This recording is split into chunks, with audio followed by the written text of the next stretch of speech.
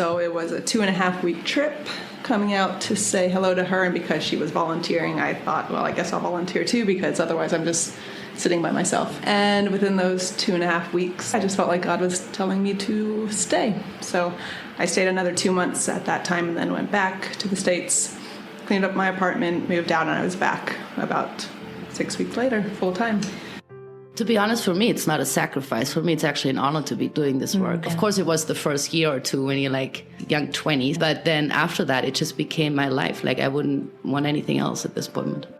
You know, there's times I've thought like the what ifs, you know, what might have been, what could have been. Did I miss the boat with marriage? Did I miss the boat with a music career? But I've come to terms with the choices I've made.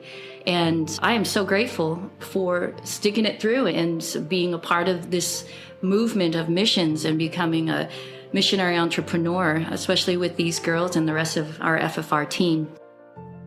Welcome to The Human Experience. I'm Jennifer Peterkin, and this is episode 27, FFR's Story. The past couple of episodes have focused on the two founders of Firm Foundations Romania, Sarah and Steffi. If you haven't listened to those yet, I highly recommend going back and doing so. But there are actually 3 members of the FFR leadership team: Sarah Vienna, Steffi Vocal, and Mary Buccalow. They all graciously agreed to sit down with me together and answer questions about their programs and about life in Romania. Firm Foundations Romania is a registered 501c3 nonprofit that exists to help the Roma community in and around Brașov, Romania. They specifically work with one village, Budila, creating educational and social programs to help break generational cycles of poverty. You can find out more about Firm Foundations by visiting the links in the show notes. The questions. Oh, the questions. Well, Firm Foundations Romania, in one room together. Sarah, Steffi, Mary. All right, what is FFR? 3 letters, FFR. I've stumped you. First question, and I've stumped you. Yeah, well, that's abbreviated for Firm Foundations Romania, an organization in the country of Romania. Mm-hmm. Started in? Well, FFR started in 2010, but the program started earlier than that. Right. Because you and Sarah started the diaper program, but you didn't become an official NGO until 2010. Correct. So in 2005, we started our projects at the Brașov State Children's Hospital. Mm-hmm. And we asked our Canadian friends if they would take our project under their organization, Hope for the Nations. So we were kind of like an umbrella project for them, because when Steffi and I first came to Romania, we never thought we would start a nonprofit. We didn't have the experience in it. We just knew that there was a calling and there was a need and we had to fulfill it. So our Canadian friends who have been running their organization for quite some time were very well experienced and said, yes, we'll take your project under our umbrella. And so we just learned by doing and gain the experience. Which is, honestly, I think the best way to learn something is by doing it. What made you then switch gears and create an actual NGO? It wasn't our choice. Oh, really? Nope. Tears. Lots of meetings. Well, in 2008, we started a teenage program in Budila, working with the teens there, and that was kind of growing. So in 2010, Hope for the Nations basically said we had outgrown being under their organization, under their umbrella, because we now had programs outside of the hospital. And they said, we think it'd be really good if you became your own independent organization. And Sarah, you can be the president. Oh. And I said, no. I was like, what are you talking about? Don't put that pressure on me. So ironically, Sarah and Steffi had been talking for like a year or two before, saying, maybe we should become an organization. Maybe it's time. It would give us more freedom. We could do more things. But then when it became more of an obligation and not a choice, then the pressure was on. Sure. When we were kicked out of the nest, you know. It had to fly. That was her words. Yeah. You guys are ready to fly. Yeah, we were growing in our projects. We had new ideas, and Hope for the Nations realized that. And they said, you know what, we think that you're ready to be on your own. Yeah. And at first I was like, you're kicking us out. We kind of felt like kids being kicked out of the home and said, okay, go find your apartment, get a real job, sort of thing. And I remember literally crying, just saying like, I don't want this responsibility. However, I'm very thankful for one of our advisors, another Canadian, and he said, Sarah, you can do this. Steffi, you can do this. You have Mary, the brains. You three have a unique combination. And so just basically suck it up and just move forward. Yeah. And I'm so grateful for that kick in the butt because it was the best decision that we made to become an official organization. Yeah, and Hope for the Nations was really great in that they helped us do all the legal paperwork. Oh, so nice. It was actually a very easy transition because it's not necessarily an easy process to start something like that, especially in Romania. And so we were able to use their lawyer and contacts, and she actually did all the paperwork for us, and we just had to go and sign our name A million times. a lot of times. Oh, that's really nice. And Yeah. then- I mean, they were looking out for you. They wanted you to be successful and to move forward and build something on your own. Exactly. That's awesome. Yeah, and we're still in collaboration with them for some of the funds that are coming in. So it still goes through, some of that still goes through them as well. So. Yeah. We're very grateful. We're very grateful Yeah. for Hope for the Nations. Without them, we wouldn't be doing what we're doing. So, Yeah, that's great. Why Firm Foundations Romania? good question. I had this desire to have abbreviated letters that were strong and for some reason flat up top. Okay. Okay. This is just in your head, I'm not like weird. No, because I thought I want to make sure that we can, I don't know, have a solid foundation so we can build upon it if it's in a graphic design or something. Uh-huh. And then we were all sitting in our living room in one of our apartments, and I saw the 365-day hymnal book. And I said, girls, let's just open up this book and let's see if something sticks out.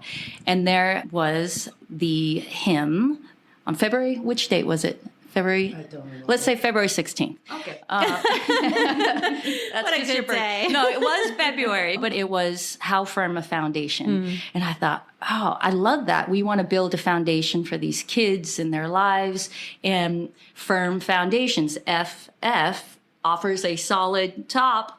Yeah, so that's basically how FFR, Firm Foundations Romania, came to be. Well, you have a hymn album. You sing that song on there, right? Right? Yeah. Did you sing that on your first EP too? Yes, I did. Yeah. Yep. I remember. How firm Yeah. a foundation, ye saints of the Lord. That's a good one. Okay. What year did each of you come? Sarah, what year did you come? I think I got it now, 2003. No. Every time. 2002. Okay, I was just 1 year off. Come on. I mean, it's been like 20 some odd years, right?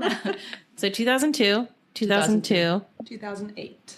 Okay. And Mary, you came to visit somebody. I actually came to visit a really close friend of mine who was volunteering at the hospital.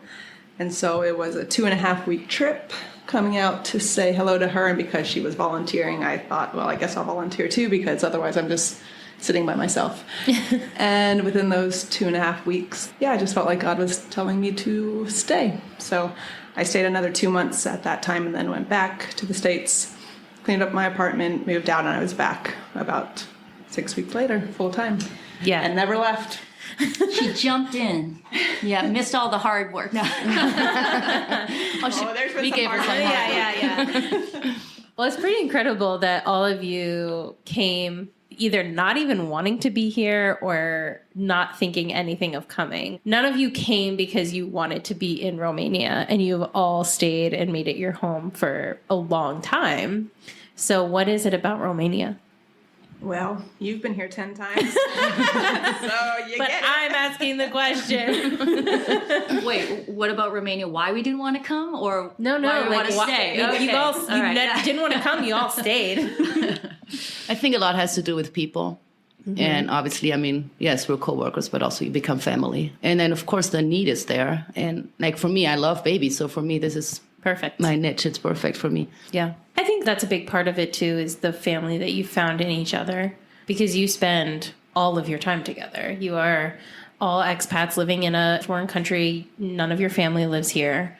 And you've all been here for enough years and spent enough holidays and birthdays together that this is your found family. Yes. Well, I think that's a recipe for a successful leadership team is when you can figure out how to spend free times or sometimes holidays and work together. I think that makes a business or organization very successful. Mm-hmm. So you're 3 women running international NGO. What's the reception to that? What's been the reception to that over the years? Girl power. No, just kidding. Well, yes. No, not just kidding. Yes. No. That's a good question. I don't know. Have you found that you've had barriers either in Europe or in the States because you're women-led? I would say yes and no. Romania is very much a men-dominant country. So, yes, sometimes dealing with random guys that think lower of women, yes, you can run into problems. Like we had guys then coming with us to deal with that. But other than that, I think we're pretty strong personalities that people back off fast. They have to. I was going to say, I think also because it's always been us as the founding, then we were always just respected because we did it. Yes. So it was never like, oh, a man started it and then left and we took over. It was always just our organization. So anyone who knows us or knows of us or has been part of us has respected that. And honestly, I think there has been actually a lot of respect because of it. Good. Because we do get a lot of, wow, it's 3 women have decided to come here, give up their lives essentially, or change lives. And so I feel like people respect it almost more than condemn That's what makes us kind of unique and stand out. And what I liked is when I hear from ladies or girls that come through our organization as volunteers, when they say, you know, I just really admire that you're a woman-led organization, and it makes me feel like I can do that too. I can be strong enough and I can do it on my own as well. Yeah. As a woman. It's extremely empowering. And I think specifically what sets you guys apart is the sacrifices that you've made for the length of time that you've made them.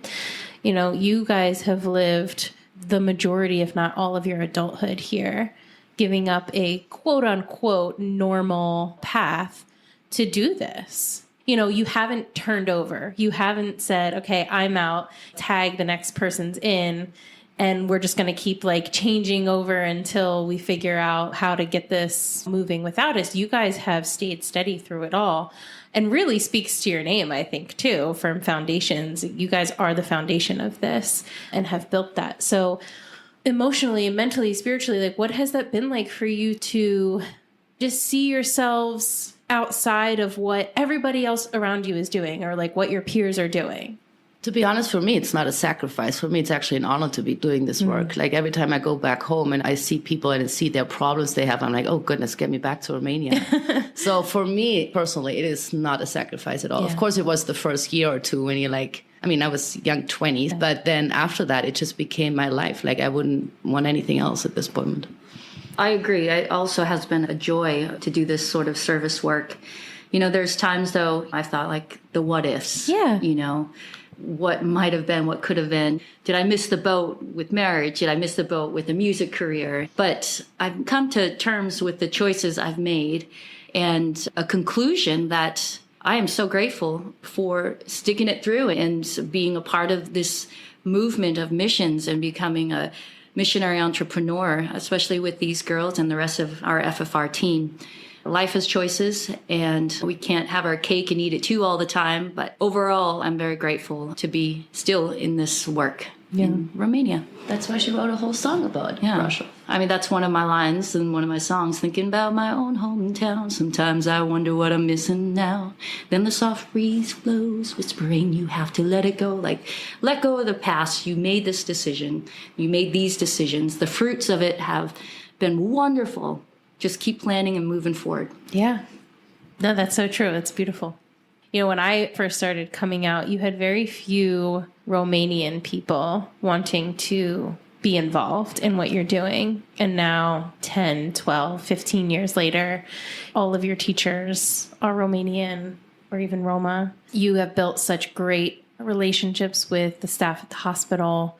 And I think it speaks to a lot of your dedication to being here and being present.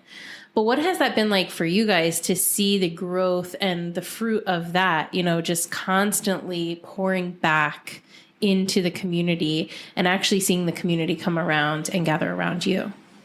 You're right. 10, 15 years ago, Romanian volunteers were scarce. It wasn't the thing to do. During communism, people didn't volunteer their time. They had to work for their time. They didn't have enough money to volunteer and help others. And I think it's more of a mentality change that has happened. And Romanians are more secure, financially secure, and the younger generation is understanding how beneficial volunteering is. And as we've grown, we've been able to employ Romanians now. So that's the neat thing. And I mean, we hope that in years to come, that Romanians will eventually take over Firm Foundations Romania. I mean, we're not going to live forever. But that's kind of the really cool thing about working in a country like this, is seeing cultural change and mentality changes. And through prayer, God is moving. No, I think that's a really good point. You're so close to communism. It's not like some of the other things that have happened in history, right? I mean, 1989 was the first break from that. And you have multiple generations that have lived through communism still alive today. And the further away you get, the more open to cultural change, I think people are. But it's hard, especially when you've been through something so painful and so difficult. Right. And your life has been so difficult.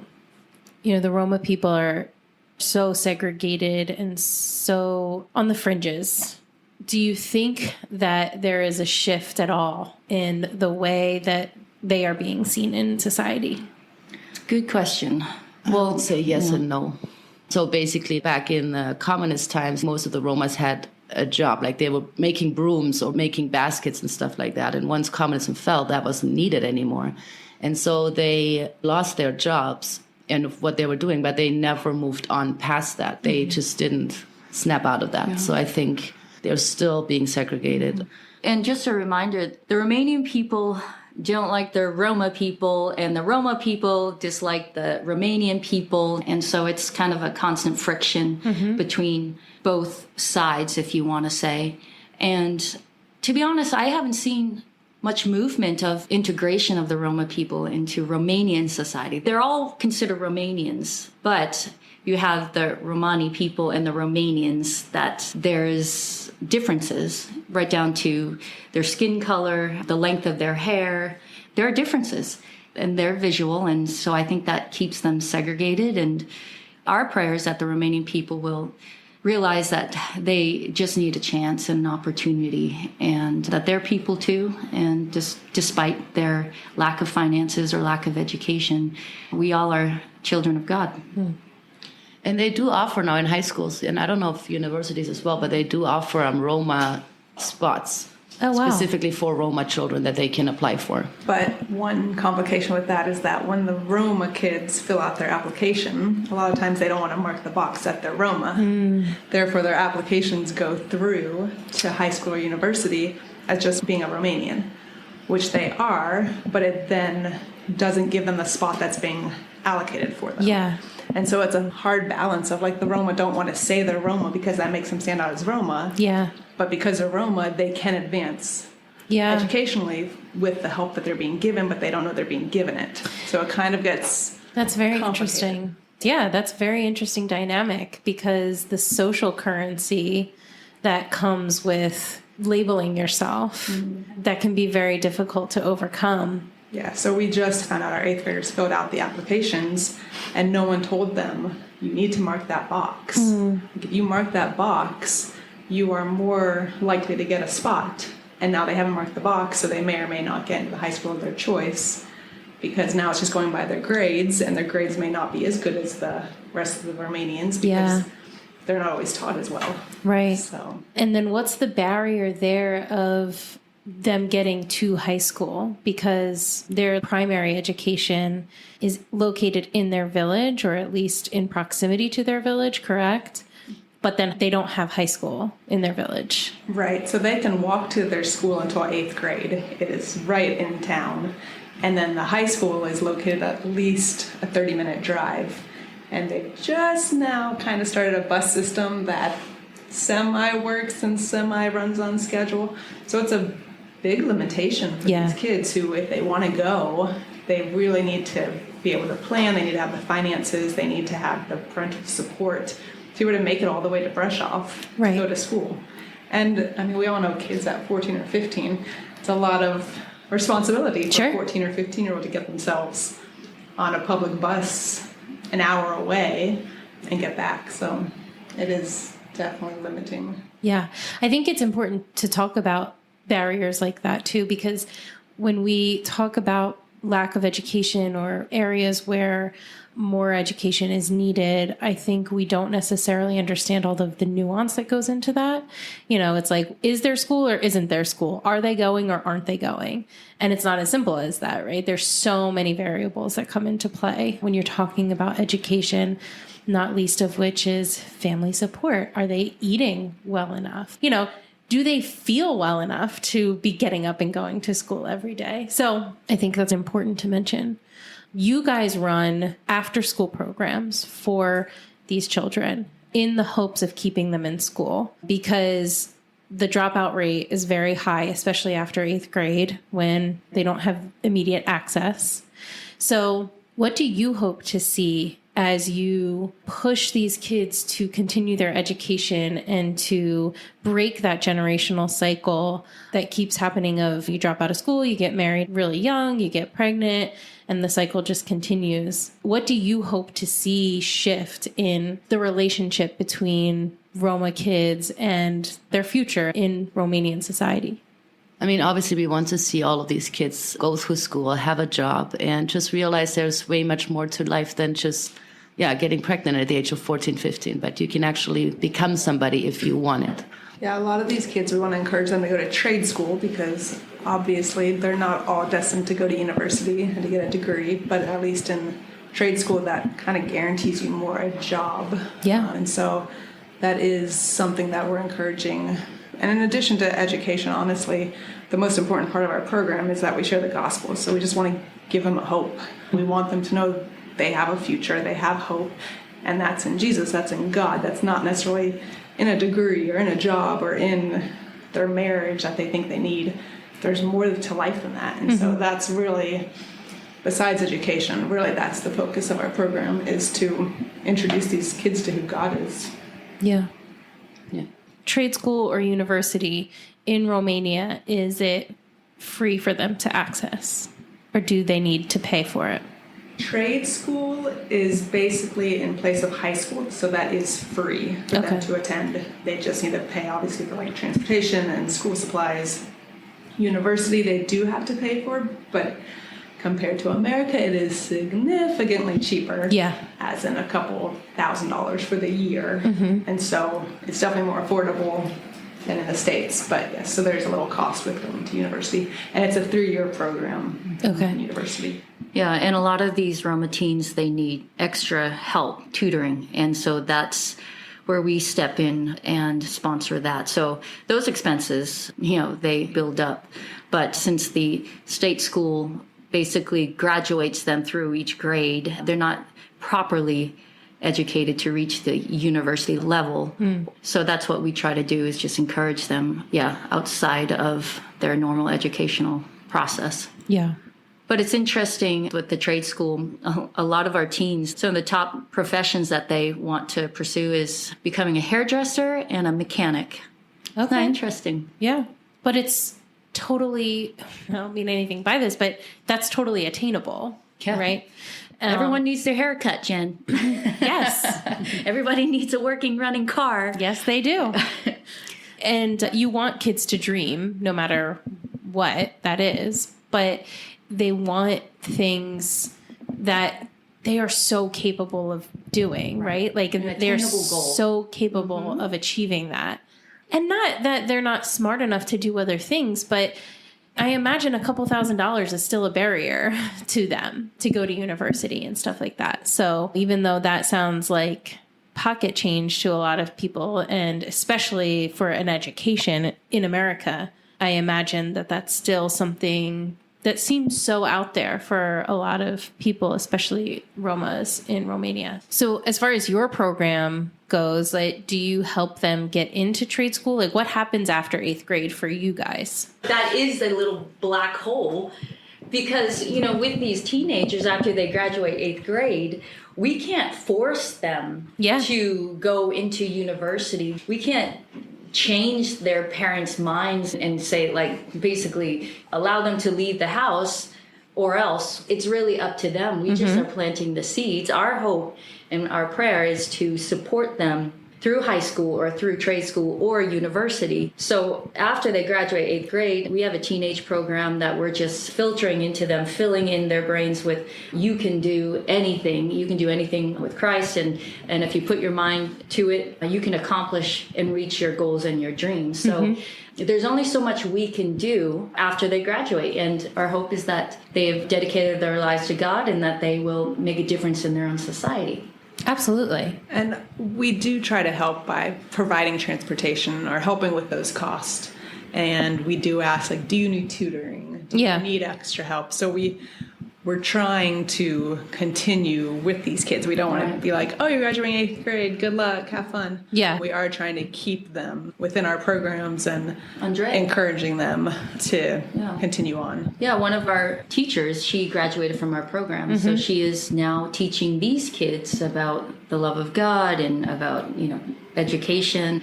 And our first graduate, she went through university. She was a very driven girl, and she graduated as a social worker and is married in London. And she just had her first kid. So that's our hope, is that we can just make a difference and that they will feel happy and feel good about themselves. So I think you're right. You can't force anybody to do anything. Can you talk about the barriers at home for these kids in getting their education? There's no desk in their homes. They don't have their own room. We are so fortunate to have a home that has rooms and our own bedroom. Just the environment is so different. And that is a big challenge for these kids to have developed study habits. Yeah. And get their mind cleared out to focus on school. And it's complicated. Yeah. Yeah, they can definitely be lacking parental support. I mean, that's no question. We had a parent one time, the kid wanted to continue coming to the program and the mom wanted the child to stop coming. And basically her reasoning was, well, he's not going to be president, so why does he need to go to school? And we're like, well, there's a lot between being nothing and being president. Right. But that was the mindset, was, what's the point of education? And most of the parents aren't educated, and they are surviving. Yeah. And so their logic is, this is what we do. Get married. Your kid gets married at 14 or 15, start having babies, start getting Income. welfare money, and You're stuck in the cycle. Right. Right. Yeah, I mean, we even also have moms, they are scared of sending their kids to Brasov because for them, Brasov is this big, huge city that they've barely ever been themselves. And so for them to send their kids to Brasov, it's a huge, huge deal. Like, they're just scared. They think Brasov is this, I don't know what. Sending your kid to New York. Yeah, it's like literally like sending, like going to New York City. So that also plays within that. They're just scared of letting their kids go to explore more about the world. And yeah. Yeah. And I imagine that must be very scary for somebody that doesn't have those experiences themselves. But it does make your job harder. You have access to them for a few hours a week. Right. And then they're home. Right. And with their peers and their family. And I imagine what they're getting is very contradictory. Right. Well, one of the toughest questions that we're asked is, how many graduates have you had? How many children have you reached? And they're often becoming astronauts and all that. And what are your numbers? What are your numbers? And if we share numbers, it doesn't sound as like, oh, they're so successful with these kids.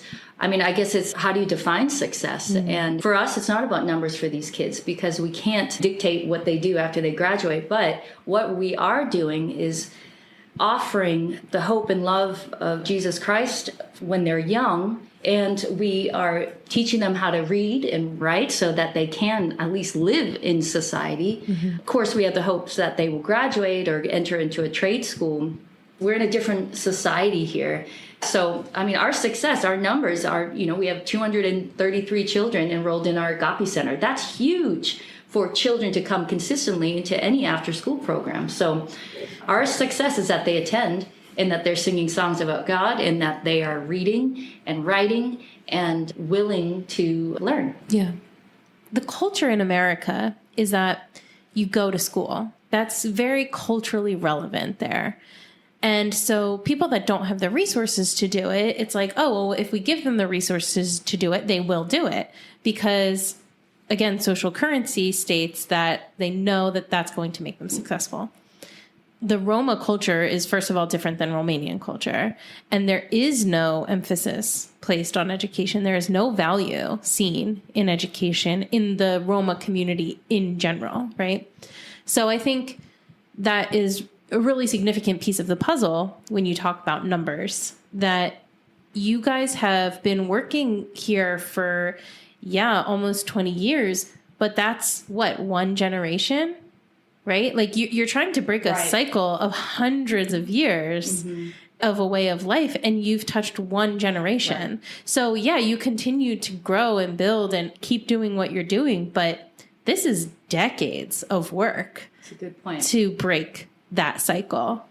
And that's also the reason why we work with the children primarily, not with the parents. We tried with the parents, but they're so stuck in their mindset. It's very difficult to work with them. So we want to get them as young as possible. And that's why we also have 60 kids between 3 and 6 in the program. Yeah. Because if you start with them, then it's a whole different generation of kids. Yeah, exactly. And even coming for so many years and knowing that you have kids in your teen program now that I knew when they were in your kids club program, it's really cool to see that you're at this place, that you've had these programs for long enough that you're actually watching these kids grow up in your programs. And that's where you see sustainable change. But that takes time. That takes a lot of time. And you guys have been dedicated to that. But I think it's easy to just assume that, we planted ourselves here. The community's obviously so grateful and just wants everything that we have to offer and is going to hop right on board with all of our ideas. And, we're going to change the world in 5 years or less, or 5-year plan. So for years, you were renting a building in the village. You built a new building, which has allowed you to grow your numbers. So what has that done for you guys thus far? Our classrooms are full. We could continue building. I mean, we have kids on the waiting list, so Our FFR Agape Center, that's the name of our building, has offered stability, not only just for us, but for the kids, because they know that this building, it's a place of peace, it's a place of love, where they can wash their hands, where, they can feel safe and supported by our teachers. We've talked about the fact that education isn't necessarily a primary draw. With that being said, why are your numbers so big? Why do you have a waiting list? What's the disconnect between this is an educational program and education isn't our primary focus? Because of Steffi. They love Steffi. They do. It actually is. It's the adults in the program. They feel loved. They feel safe. They feel like they're being treated kindly. They feel like there's someone there who cares for them. And that might not necessarily happen in their public school, to be honest. But when they come to the after-school program, they know this is someone who wants to be there and wants to see them. And they feel accepted and loved and wanted, and where they can sing songs. They love music, and we're starting a new music program. And so they're learning instruments, and they're learning about so many different subjects. Yeah, it's not just education. I mean, we do feed them.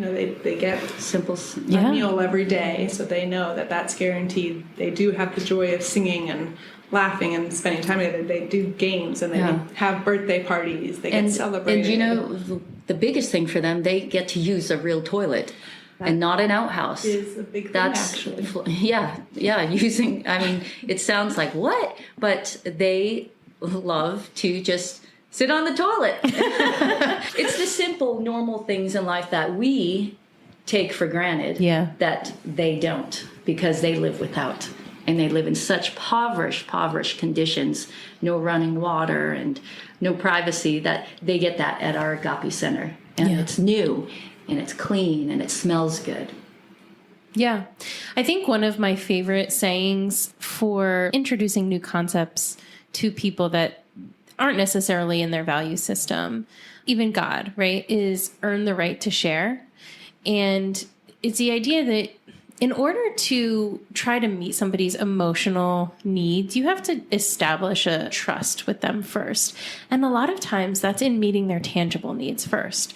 So I really love that that is a huge part of what you guys do and continue to do regardless of how they perform, right? Like they show up, they get a meal, they get to use the bathroom, they get to celebrate their birthday, they get to have new clothes and shoes and school supplies. And I think that the meeting of tangible needs is such an important piece of then being able to talk to them about how important their education is, talk to them about how much God loves them and how, accepted and loved and worthy they are. They feel valued. Yeah. So. They're going to ask quirky things between us three? Yeah. Yeah, let's do it. Oh, I can't wait. Rapid fire. Just kidding. Not rapid fire, but now I want to know the dirt. We've covered the emotional touching part. There's no dirt. What's the dirt? Yeah, right. Let me check underneath my fingernails. Steffi has the dirt. She didn't say anything. No, it is fun to be around you guys when you're together because it is like watching sisters interact. Don't know what you're talking about. You're we all have a few. Very close. Like sisters, and it is really fun to watch. Tell me about life in Romania. How do you... They all pick on me. No, just kidding. Yeah. I think that's Steffi's line. Yeah, I'm the youngest. I get picked on. What is the dynamic here? Who takes what role? I guess I'm definitely more of the outgoing forefront. She's the I one don't that know. comes up with the ideas, and we're the ones that get to execute. Mary, the can't you ideas. explain it in like a baseball game? I don't know about a baseball game, but generally I always say Sarah has all the ideas and is the Creative person. the entrepreneur of it all and can have 17 ideas going on at one time. Steffi's the heart. She's the one who shows up at all the programs and is the most Frontline. interactive frontline. And I'm the behind the scenes of making sure it all gets done. Basically is kind of the synopsis of how it works. It's the truth. Yeah. Don't get me wrong, we all have We all have heart our different and ideas. speeds. And yes, we do. Yes. Yes. I'm street smart. I'm not a huge book smart. Mary's book smart. Not street smart. Don't deny it. Wait, what does Yeah. that mean? What does that mean? How you're street smart and Mary's not? Like, give me an example. Basically, I know how to find my way home. Well, that's true. So if a car comes down the street on a dark, rainy night, yeah, they, Well, I know I'm going to run away. no.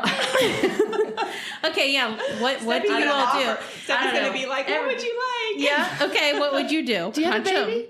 You try to I would fight them. say, don't you even dare mess with me. Yeah. That actually makes a lot of sense. Yeah. I don't know what Steffi.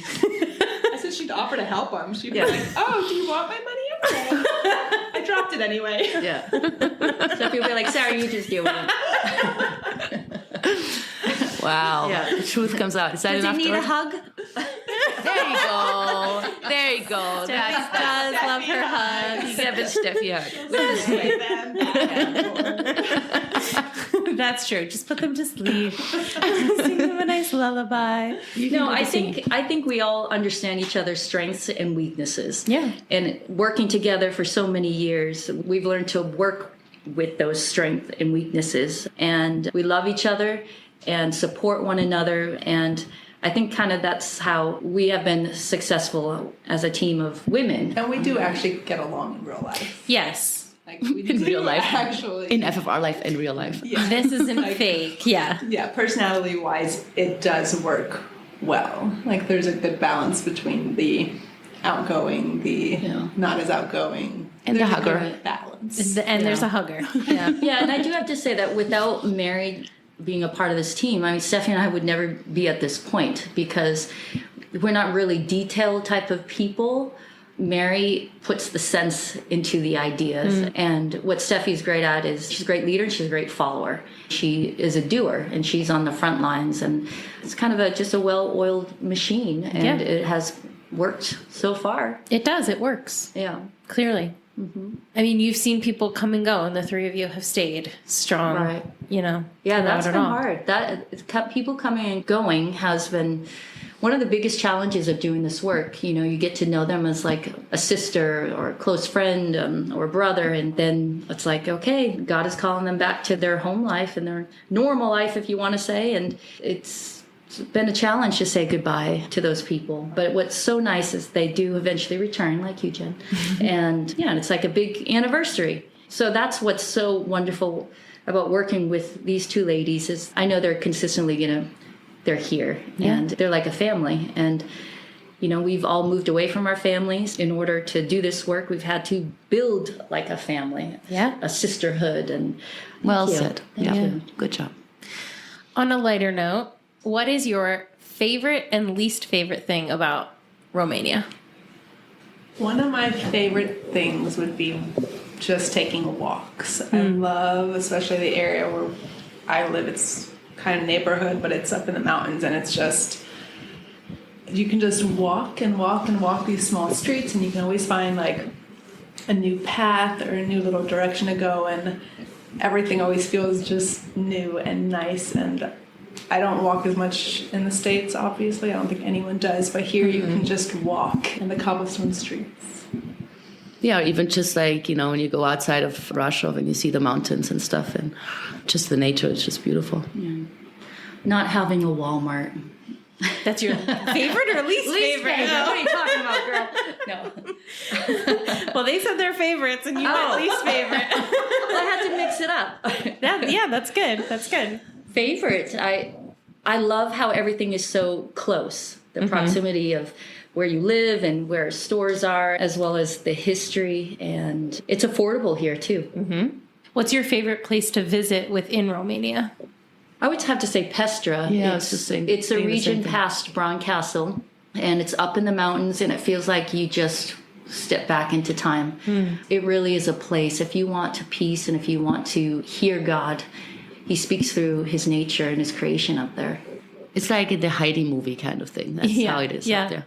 So Sarah misses Walmart. What do you guys miss that Romania doesn't have? Refrigerators with automatic ice makers. Yes, I ice. miss ice. I mean, you can make ice, but it's so much more work. But I do miss ice. Oh, and even in restaurants. Yeah. Like you don't get just a cup of ice water and free refills. Yeah. It's a big miss. It is. That's not just Romania, that's Europe. Oh.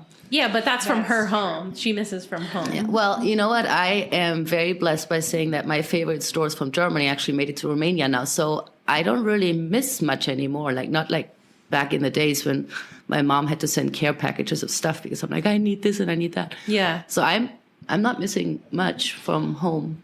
I miss parks and free tennis courts, fields where you can just throw a frisbee or kick a ball, jogging tracks. I miss that while I'm living in Romania. Okay, that's Yeah, not. I can go with that too. I do miss swimming pools.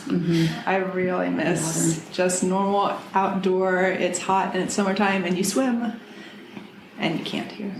So karaoke is a big deal here in Romania, at least for the FFR crew. I don't know if it's actually a big deal in Romania. What is your go-to karaoke song? I will follow him. One of them. It all depends on the singing partner because we all have songs that we sing with people. Yes. I mean, my preference is not to sing at all. But if I was going to, I have a few select song options. Sarah has a never-ending list, so go. Michael Jackson, Justin Bieber, Celine Dion, Sound of Music. All right, what's your favorite to sing when I'm here? Les Miserables. On my own, pretending. 24601. She's getting ready. She's getting. My voice is not there yet, but I'll be ready on Friday. Okay. Okay, what about you? You haven't named one song. One song. Do a country song. Turn around. Oh, yes. Turn around, bright eyes. What is that actually called? Total Eclipse of the Heart. That's right, It used Total to be my Eclipse of the song, Heart. and then the girls claimed it.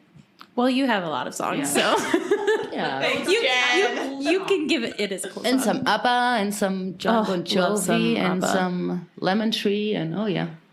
the list continues. And 99 Love Balloons. Yeah, that one too. I do like country though, but a lot of people don't know my country songs, so I don't usually sing them because What are you talking about? Strawberry wine. I don't sing that. I sing Chattahoochee. You need some Southern people. Yes. Is there ever a point in FFR where you feel like you will have reached all of your goals and you're done? We had a strategic plan once upon a time. I don't think you can ever get to like a final, everything's done. I think individually, Yeah. we might get to a point where, we feel like God has told us we've done our season here and it's time to go back. But I would think for Firm Foundations Romania, it should always be advancing and growing, even if that is eventually giving it to Romanians to take over. But if nothing else, if Budila becomes a huge success and the whole community turns over, then let's replicate that. And Right. take it to another community because there's always going to be communities in need. Right. And, Yeah. and you can answer that on a personal basis too. You know, personally, have you felt like you've reached your goals or not? And I mean, I'm not at that point yet, but personally, there'll be a time that I'll say, okay, God is calling me into a new mission to pursue new goals. Yeah. But that hasn't happened yet. I will say, though, on a lighter note, I think, at least I have, and I think so I got the 7-year itch, if you've heard of that. Where around the 7 year, it's kind of like, should I make a change? Is it time? But so far, my 2 7s that I've come by, God has said, nope, not yet. So I'm still here. And me, I totally agree with Mary. I think it is more a personal thing, but that there will always be work done that needs to be done in Romania. Yeah. And I mean, kids are still being born and Sure. kids are still being dropped off at the hospital. Kids are still coming to our programs. Do you see a day when you walk away and don't have anything to do with FFR? No. It's our baby. Yeah. Is the ultimate goal to give it to Romanians? Yeah, if you don't want it. That was never on the table. It would be great to have Remains lead it. There would always be a challenge financially on that end, however, because Sure. the money's not going to be able to come from within Romania. So if it's still running as it is with outside funding, they would probably always need help from the USA, from Germany, from Canada, from other countries. Therefore, it might always need some outside. Sure. Besides Sure. I think it's a great combination to have Romanians and a foreigner work together. It's a good combination that brings a great spark and interest worldwide. Definitely. And I think there is something to be said for the resources that need to come from the West and the sustainability of having somebody work within their own community in their own country. Yeah.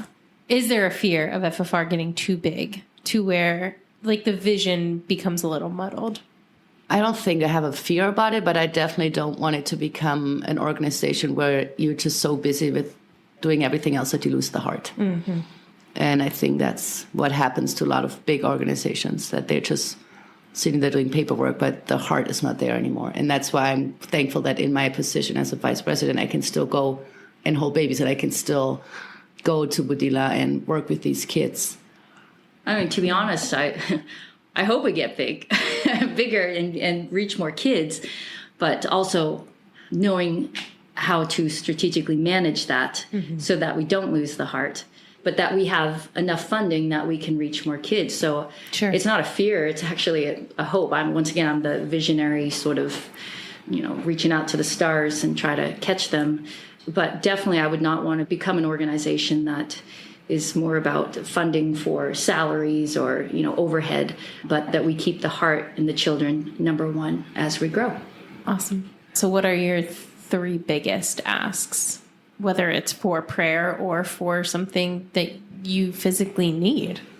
Well, you said the first one because the first one is prayer. I mean, we always say that. We need people praying for the kids, praying for the programs, praying for everything that we're doing. I would think our 3 greatest prayer requests would be manpower, funding, and prayer warriors for our organization.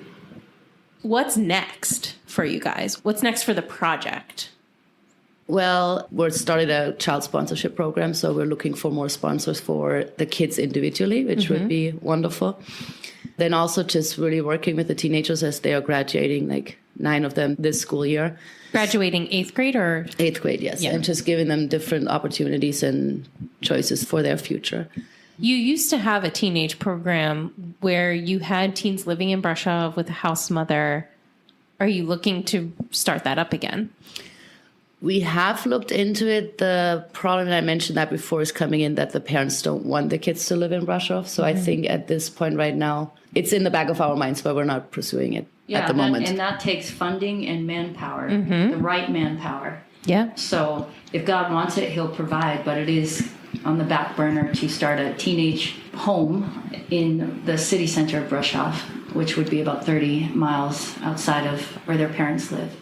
But that way they could live close to school and just go to school easily every day. Yeah. We have a lot of options for the future, a lot of projects that we could start. It's just trying to space them out. And one program we love to start is working with the moms of our kids and the fathers, because they're young kids themselves, if you want to say. And so maybe working with them, just teaching them the basics of how do you sign your name properly, not use your thumbprint to sign a document. We want to start a music program with the kids. They love singing, but they never had the chance to learn an instrument because their state school really doesn't offer that. And potentially a business as missions, just something small that we can provide jobs and they can receive income working with their hands. What's the potential thing that you're most excited about happening, but you don't quite have the funding or the resources for it yet? A business as missions. We have some ideas for this business, working with wood or starting a bakery. There's a lot of different options, but we love to see this happen because we need to create more jobs for these kids, more job opportunities, because it's so challenging for the Roma people to find jobs. Usually, if they are hired, they're sweeping the streets and picking up trash or picking potatoes or snails in the woods. And so we want to provide a job that they feel integrated into society. Yeah. I mean, I know that you guys have been talking about that for years, so I would love to see that come to fruition for you. And that would have to be in Brasov, right? Not necessarily. It can Really? be Budila. Yeah. Okay. Yeah. We got some ingredients poured in the bowl, so we're just waiting on the mixing. Did you like that, Jen? I did. Oh, thanks. I like that analogy. Because you just, very much. Yeah. You need a spoon. Right. You're waiting on your whisk. Right, exactly. Did you guys have something you really wanted to talk about and I didn't even ask you about it? How much we love you, Jen. So much. So much. Yes. Steffi had a prophetic utterance, right? Yes, like 1 o'clock in the morning. I just thought she should really come back long term. It's a brand It's a new whole revelation. brand new idea. Yeah, it just came to me. Think of all the podcasts. Yeah, Steffi wants a friend. Yeah. I said I'd come be your friend. Jen, you can teach us how to cook. You're a great chef, great hairstylist. I love being here. I'm definitely coming back. Okay. All right. Well, I think I've tortured you all enough. You did very good. Well, thank you for letting us share. Share our hearts of compassion. Yeah. Thank you so much for listening to The Human Experience. If you enjoyed this episode and you'd like to help support the podcast, please subscribe, share it with others, and leave a rating and review on your favorite platform. Everyone has a story, and I'd love to hear yours, so be sure to check out the show notes for more information about how to stay in touch. Do good and take care.